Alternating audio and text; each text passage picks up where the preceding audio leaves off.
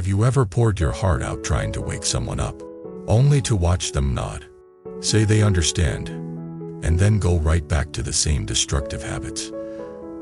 Have you ever exhausted yourself trying to save a friend, a partner, or a family member, until one day you realize you are the one drowning, while they do not even think there is a problem? Welcome back to the channel, my friend. I am really glad you are here for this topic, because it touches a hidden pain that many kind and empathetic people carry.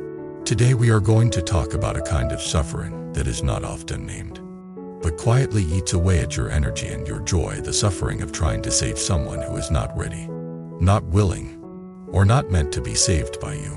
The original article that inspires this episode tells a very direct truth. It says that each person walks inside their own web of cause and effect, their own karma. You can shout from the shore. You can throw ropes. You can even jump into the water and try to drag them toward safety. But if their own heart is not ready to turn, if their own insight has not opened, your effort often becomes a form of struggle against the law of cause and effect itself.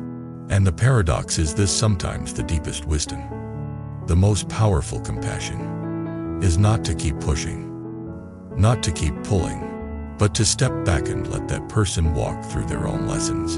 In other words, not rescuing is not coldness. Sometimes, it is the clearest and cleanest love. In this long conversation, we will explore this from many angles. We will look at why you cannot force someone to wake up, no matter how right you are, no matter how sincere your heart is. We will talk about different kinds of people you might be trying to drag to shore: the friend trapped in a toxic relationship, the child addicted to self-destruction, the partner who does not want to grow. We will explore how karma and free will dance together, and why forcing help can backfire and actually create more entanglement for both sides. And most importantly, we will walk through how to shift from controlling and rescuing to a deeper way of loving, one that respects destiny, respects timing, and protects your own energy and clarity. As always, think of this as a story told between friends. You do not need to agree with every idea. You can simply notice what resonates, what mirrors your own life, what gives you a sense of relief or recognition. Let us begin with a scene that might feel familiar. Imagine a woman named Anna. Anna has a younger brother, Mark, who has been lost for years. On paper, he has everything he needs to build a decent life: a basic education, a caring sister, a roof over his head. But somewhere along the way, he started hanging out with people who drained him, pushed him into partying, gambling, and endless distractions. At first it was just late night. Then came skipped classes, lies, mysterious debts. Slowly, his life began to slide downhill. Anna watched this with increasing panic. She was the responsible one in the family, the older sister who always tried to take care of everyone. So she started doing what many of us do. She lectured, she shouted, she cried. She wrote long messages explaining how much he was hurting himself and their parents. She looked up articles about addiction and bad company and sent them to him. She went to his apartment to clean up his mess, to pay his overdue bills, to smooth things over with angry landlords. Every time she thought he had finally gotten the message, he promised with a guilty face, I know, I will change this time." For a week or two, he behaved. Then, like a rubber band, his life snapped back to its old shape. Same friends, same habits, same lies. After years of this cycle, Anna was exhausted. Her savings were drained by his emergencies. Her trust was shredded by his repeated broken promises. Her own life plans had been postponed again and again, because she believed, deep down, that she could not live her own life fully until she had dragged her brother onto solid ground. One night, after another painful phone call, she hung up and felt completely empty. There were no more arguments left inside her, no more sermons, no more rescue money, just a strange quiet. In that silence, a thought rose that she had never dared to face before. Maybe I cannot save him. Maybe I am not meant to. The thought felt cruel and sacred at the same time. This is the turning point that many people reach in their own lives, the moment when they realize that all their trying has not changed the other person. It has only changed them, usually in the direction of burnout and resentment. Why does this happen? Why do our most passionate attempts to wake someone up so often fail? To answer this, we need to look at something that spiritual traditions have been pointing to for centuries: the law of cause and effect and the reality of inner readiness. Think of each person as a field of seeds. Some seeds were planted long ago by their own action, by their upbringing, by countless small choices. Seeds of laziness, seeds of fear, seeds of insecurity, seeds of compassion, seeds of wisdom. They all lie there in the soil of their mind and heart. You can shout at the field. You can pour water on it. You can stand over it with a lamp and recite wise teachings all night long. But if the seed of awakening in that person has not begun to crack, if they are still deeply in love with their habits, their comfort zone, their illusions, your water and your light will not produce the fruit you imagine. Sometimes they do not even reach the soil, because the person has built a thick umbrella of denial above their own heart. This is not just poetic language. Think about it in psychological terms. A person who is deeply identified with their current behavior does not experience your advice as love. They experience it as an attack on their identity. If a man is attached to his role as the tough guy who does not care, any suggestion that he seek therapy will not sound like kindness. It sounds like an insult. If a woman is attached to the idea that I cannot live without this partner, any warning about the partner's abuse feels like an attack on her story of love, not like protection. If a teenager is attached to the thrill of rebellion, any guidance from adults sounds like control, even if it is wise and compassionate. Inside, their mind is saying, if I accept what you say, I have to admit that my entire way of living is wrong. That is too painful. So I will reject you instead. And here is where karma comes in. Every choice they make not only expresses their current state, it also adds another layer to their future. When someone repeatedly chooses escapism over responsibility, their mind builds a groove. That groove becomes easier and easier to slide into. It feels familiar, even when it hurts. From the outside, you can see the wall at the end of that groove. You can see the cliff they are walking toward. You can see the pattern clearly because you are not trapped inside it. But from the inside, they only see a path they have walked 1,000 times.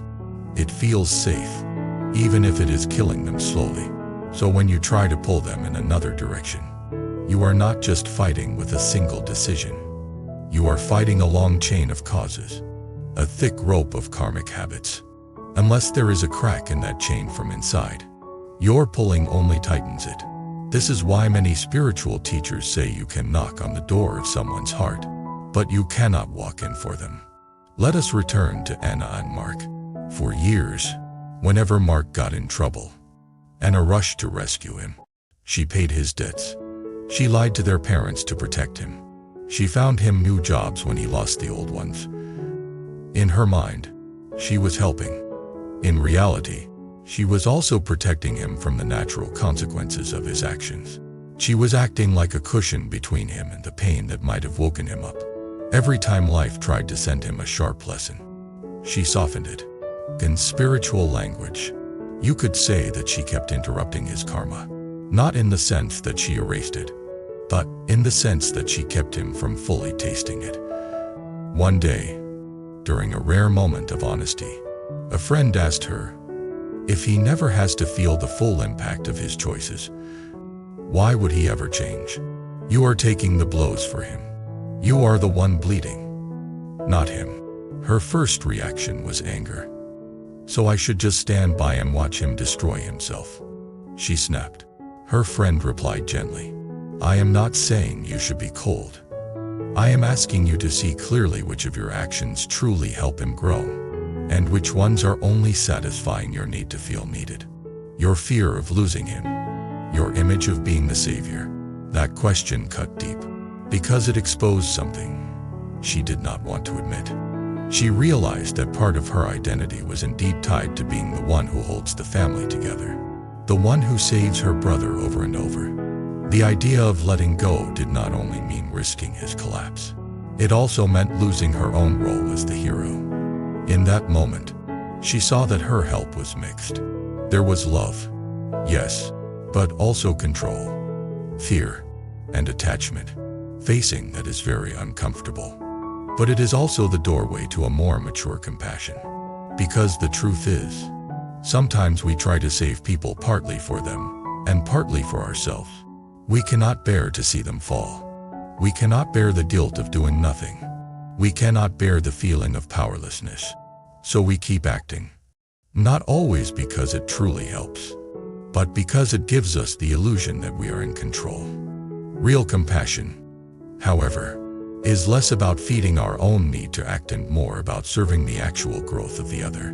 And sometimes, the growth of the other requires that we step aside and let life, let karma, let reality teach them directly. This does not mean you abandon them in hatred. It means you accept that your role has limits. You accept that you are not the author of their destiny.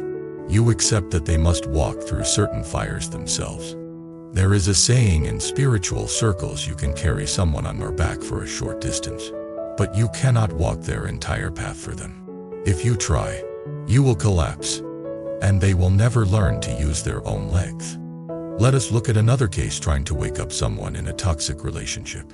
Imagine a person named Emily. She is in a relationship that everyone around her can see is harmful.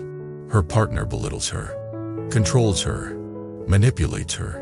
Friends watch in horror as her confidence shrinks and her world narrows. Her best friend, Julia, has tried everything. She has sat with Emily for hours, listing all the red flags. She has shown her articles and videos about emotional abuse. She has even offered to help her move out and start over. Each time, Emily cries and agrees. "You are right. I know this is wrong. I know I should leave." But after a few days, she goes right back. The cycle repeats. Julia grows more desperate. She starts to feel anger, not just at the partner, but at Emily. Why will you not listen? Why do you keep defending someone who hurts you? She wants to scream. Inside, there is another hidden thought: if I were a better friend, I would find the right words to wake her up. The fact that she is still there means I am failing her. That self-judgment is heavy. And it arises from the same misunderstanding, the belief that you can force open the butt of someone else's awareness just by pressing harder. But awakening does not work like that. There is a stage in many people's growth where they need to fully experience the bitterness of their own attachments before they are ready to let them go.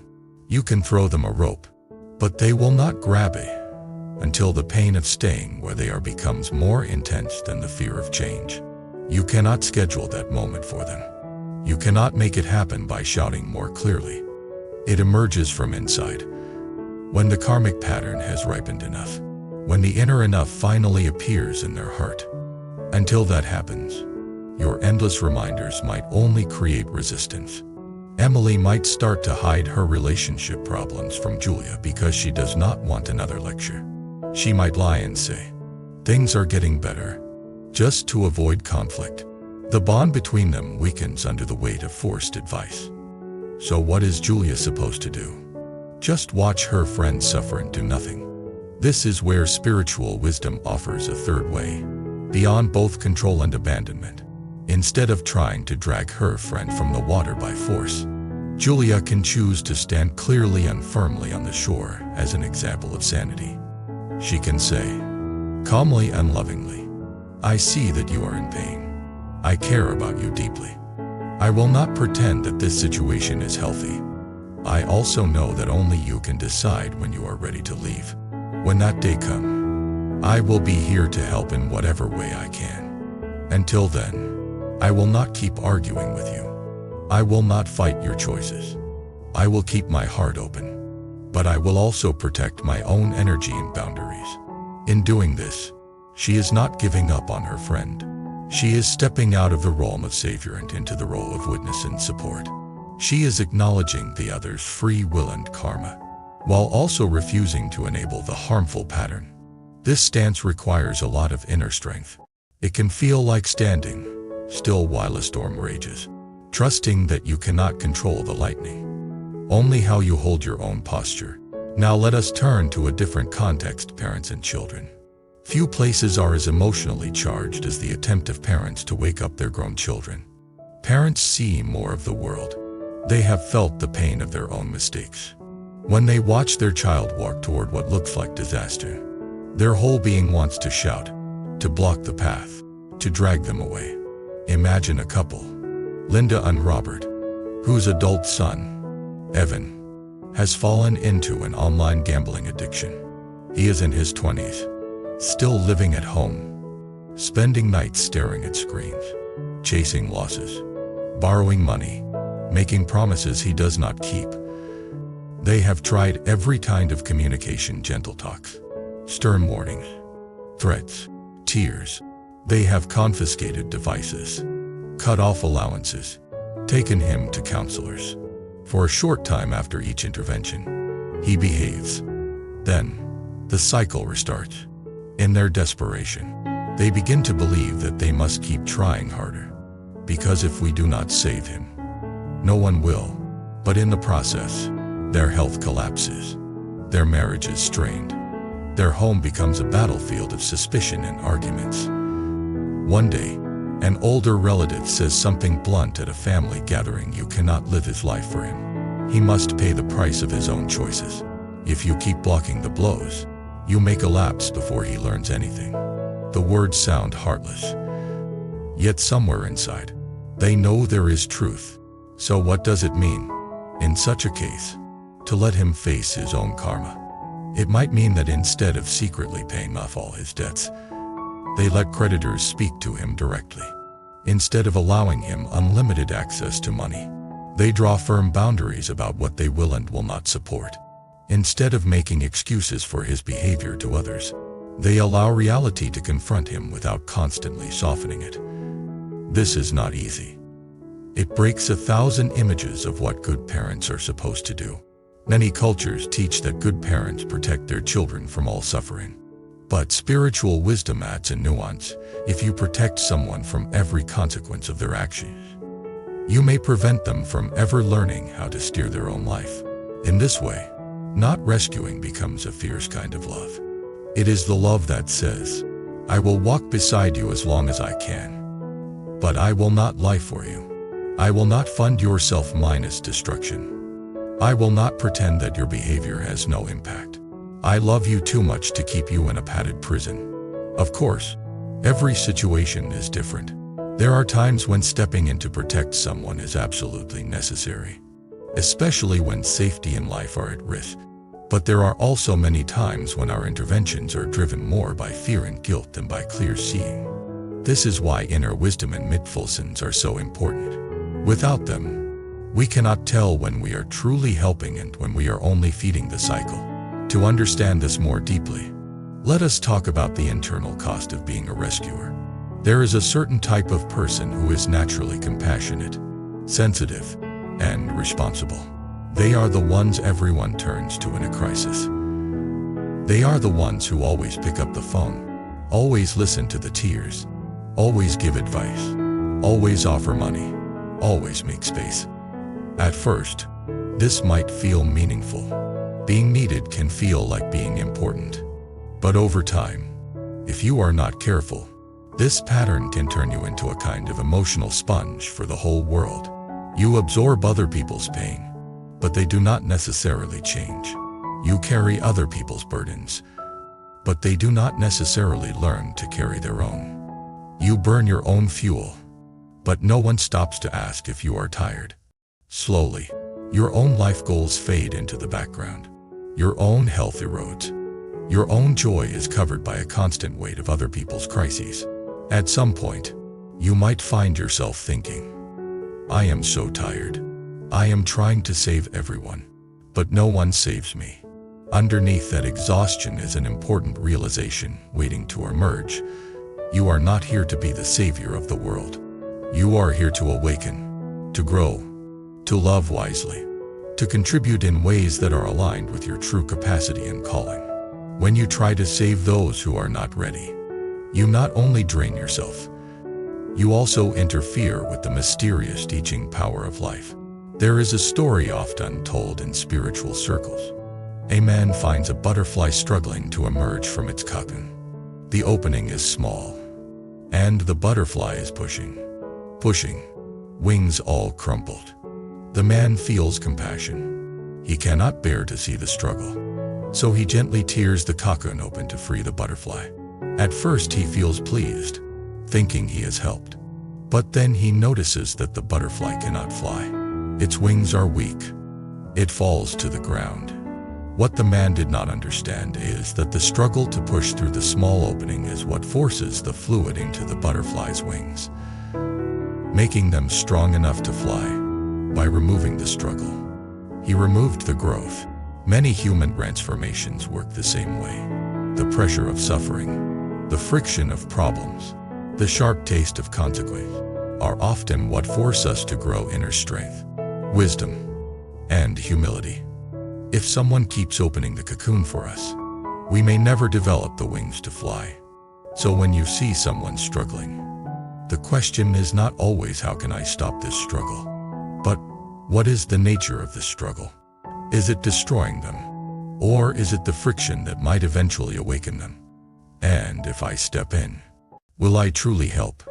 Or will I weaken the muscles they need to develop? This requires a deeper, more spacious view of life. It requires trusting that there is an intelligence in the unfolding of karma that is beyond your personal control.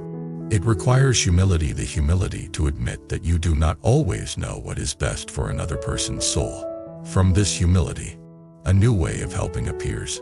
You shift from trying to control outcomes to offering presence.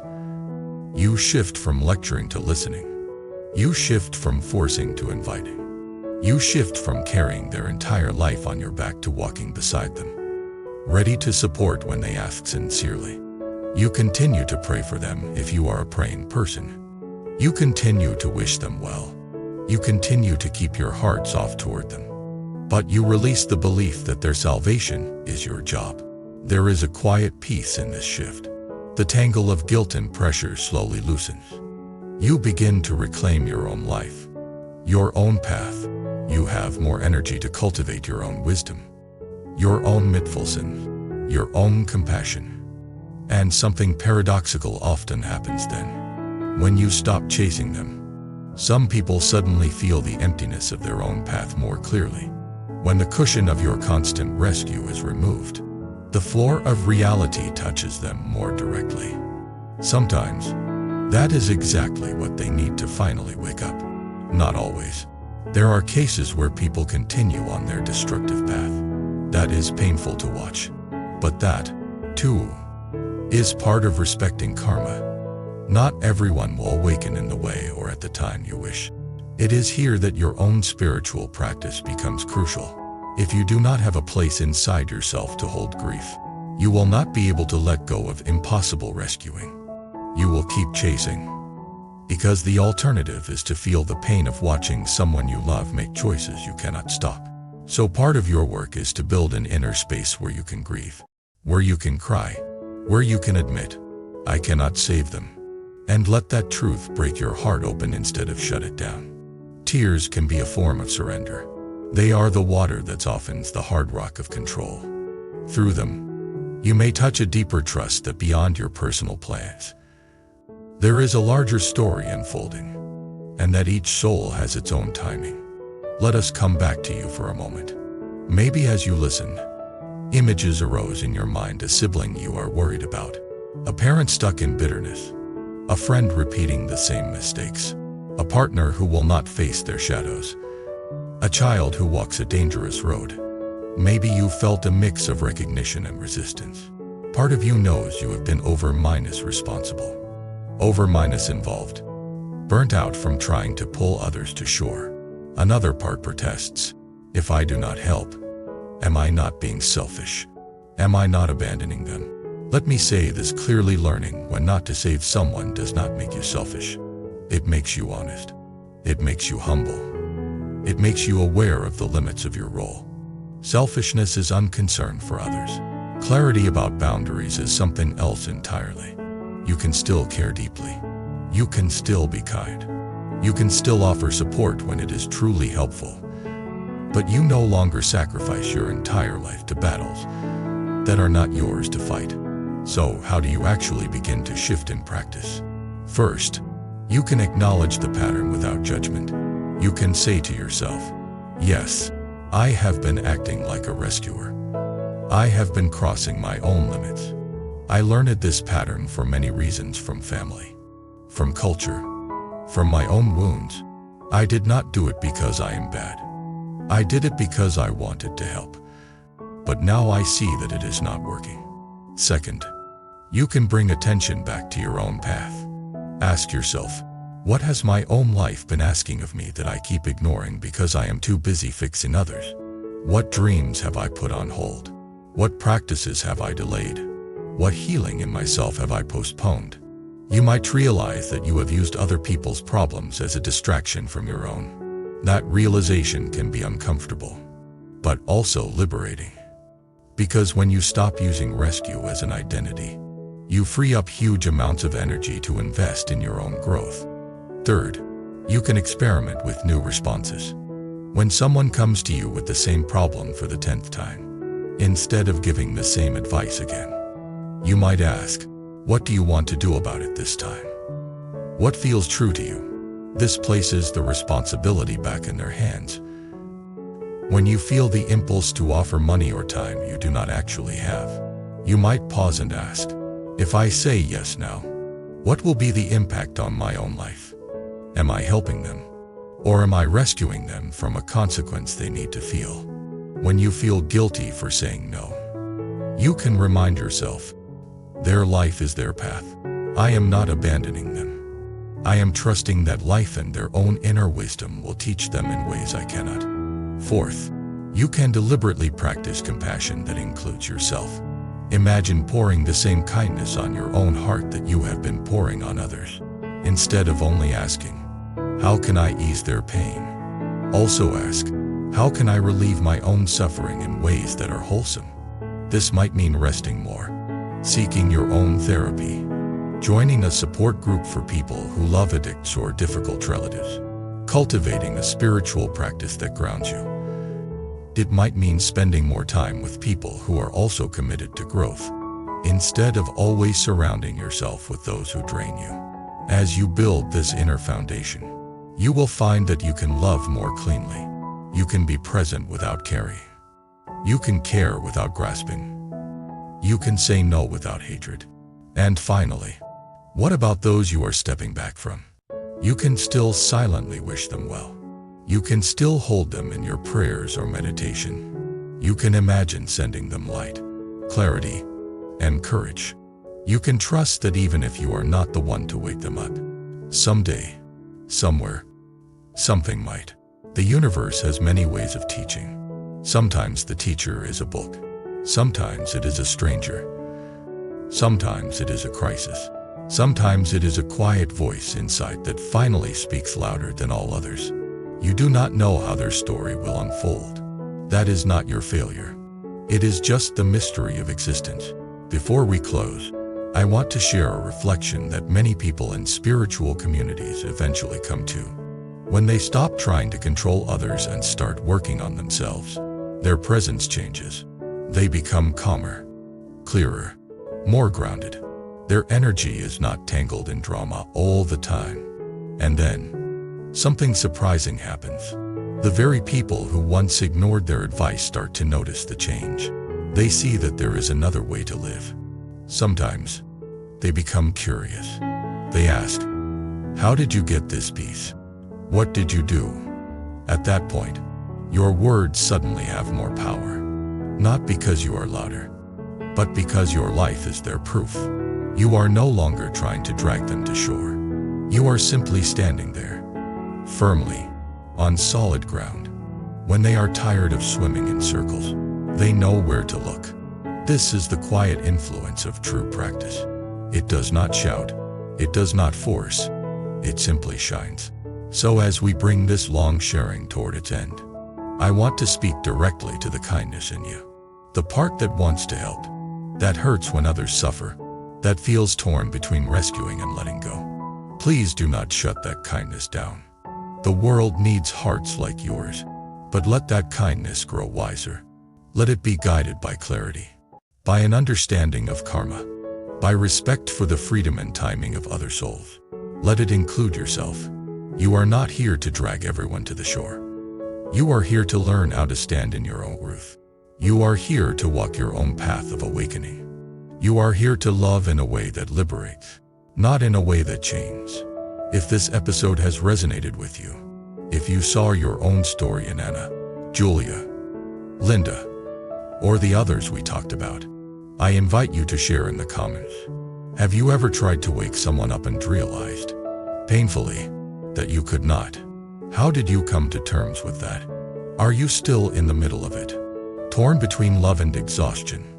What helped you loosen your grip and trust life a bit more? Your experience, your honesty, your questions can help many others who are quietly struggling with the same dilemma. If you found value here, you can support this channel in simple but meaningful ways. You can subscribe so you do not miss future long-form reflections like this. You can click like to let the platform know that this kind of deep, honest content matters. You can share this video or script with someone you know who has been exhausting themselves trying to save others and needs a gentle reminder that it is okay to step back. And if you feel called to support the time and heart that go into creating these episodes, you can consider joining as a member. Most importantly, as you close this and return to your life, remember this sentence: honoring another person's karma is also an act of compassion.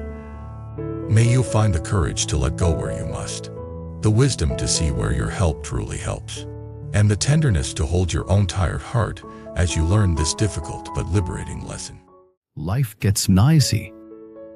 Work, stress, expectations. Sometimes we lose touch with the quiet part of ourselves. Bracelet isn't just an accessory. It's a small reminder that you deserve peace. You deserve moments of stillness. You deserve to hold on to your inner balance. If one of these bracelets speaks to your heart, you'll find the purchase link in the description below. And even more auctions available on our channel's shop page. Pick home the one that feels right.